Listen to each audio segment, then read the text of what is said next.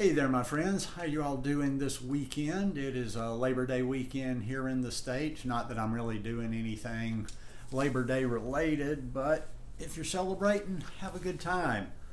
Today I just want to share another quick tip on aging well. And before I get started, I'm going to try to keep this one as quick as possible. Before I get started, sometimes I think about this ahead of time. People might see the subject of aging and aging well and think, oh, well, I'm such and such an age. That's not really for me. And I'll be dead honest with you. I think a lot of this aging stuff, there's never any too young to start about it. Now, today we're going to talk about balance.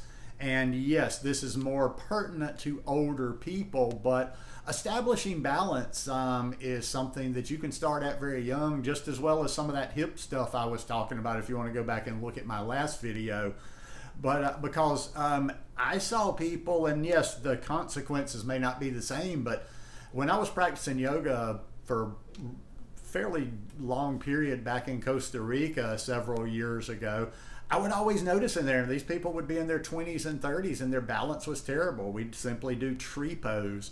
And that's really all my balance practice has ever consisted of, like in yoga, doing tree pose or just playing around a little bit, and haven't done that in years. Now, every once in a while, just to see that I have decent balance, I mean, I'm never stumbling around, but just to see I have decent balance, I'll get into tree pose just for a little while just to see how it goes. But I want to start working on that a little bit more because I've been reading a little deeper into it, and I'm going to share something here in a little while. A lot of this aging stuff, or at least a good bit of it, I've gotten from this book I've been reading called Built to Move by Kelly and Juliet Starrett. That's where the hip stuff came from last time, and that's where it really got me to thinking about balance, because everyone, no matter how steady on their feet now, needs to practice balance. And here's a statistic. Well, actually, let me just go to the, let me read this and then I'll go to the book. According to the CDC, every second of every day, I want you to listen to this, an older adult falls. 36 million falls a year. It's the leading cause of injury and injury-related death in older people. Now, here's some of the things that I want to start working on, and it's just some simple, the balance section in this book is very short. It's just very practical, and this is some things that I need to start working on, because I just played just a little bit. When I first read it, I kind of gave them a try, and I was like, wow, that is a lot more complicated than they're making it sound. They're like, oh, just a little simple test here. But, okay, my Kindle never won't. Okay, there it is right there. The first one is the Solic, or the stand on one leg with eyes closed test. And it's really interesting. Even doing tree pose every once in a while, normally when we were doing tree pose in a yoga class, you would pick a point on the wall to focus on, and it was because a lot of your visual has to do with your balance. But this one was with eyes closed, and as soon as I've ever closed eyes, I have a little bit more trouble with it. So that's one reason I want to really work on this.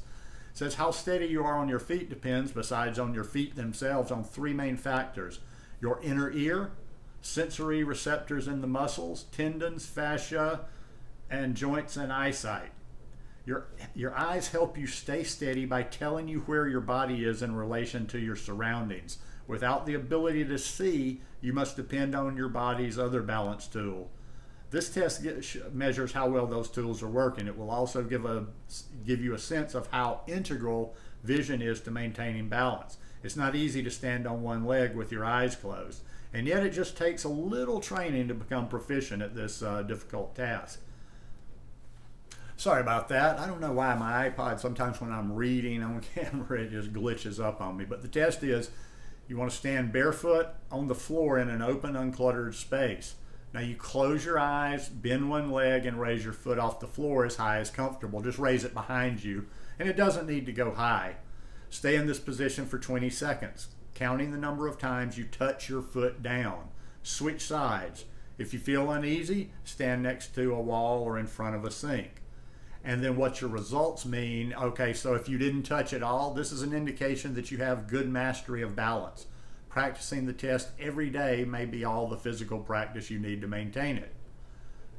You touched 1 to 2 times on the floor or either on the side to balance.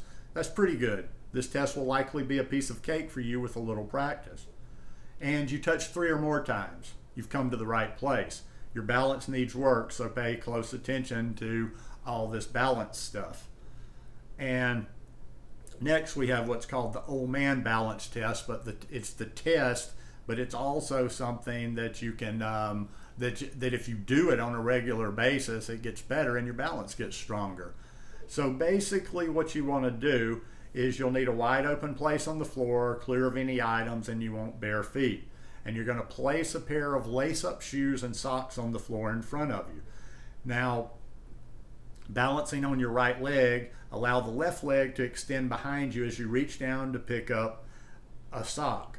Now what you're going to do is you're going to reach down to pick up that sock, you're going to come back up, and you're going to put a sock on without touching or going down, theoretically. Then you're going to bend over the same way again, put on a shoe. And when you get the shoe on, you're going to stand there and tie it. Yeah, it's not very easy. And then what you want to do is you want to repeat doing that with the left leg. In other words, you're just like I say, you've got your shoes and your socks right there in front of you. You one leg, you bend forward, you get the sock, you put it on, you get the shoe, you put it on, and you stand there and tie it all the time on one leg.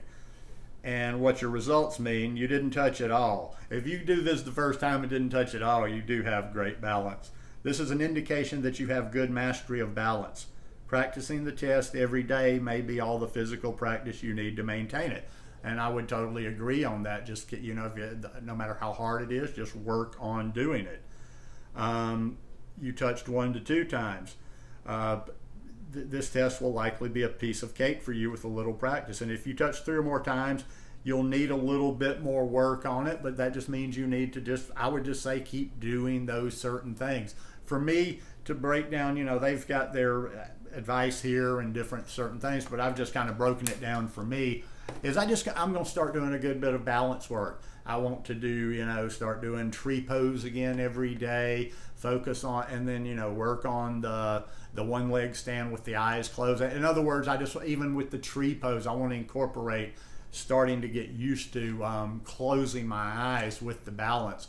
And then the old man test where you just put your shoes on, that's easy. Just give it a try, maybe every day you don't have time to do it, but just when you have a little extra time, say, hey, I'm going to put my shoes on like that today. But work on that balance. Work on that balance. The last thing you need, even when you're into your 50s, is to fall.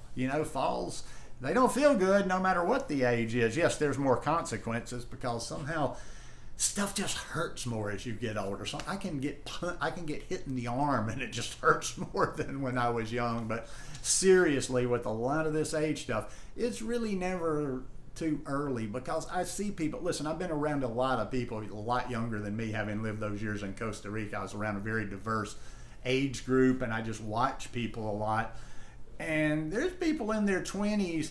There's people, well, not generally in their 20s, but there's people that are already by their 30s, early 40s, that are using age like, well, it's just so much tougher in your 30s, which just means it's never too early to think a decade, 2 decades, 5 decades ahead, because putting in that work now is going to make that old age a little bit better, or probably a lot better. So anyhow, just my 2 cents worth.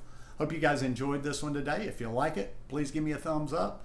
Have a great rest of your weekend. If you're in the States, enjoy that day off tomorrow, if you're off tomorrow, and I'll see you here real soon.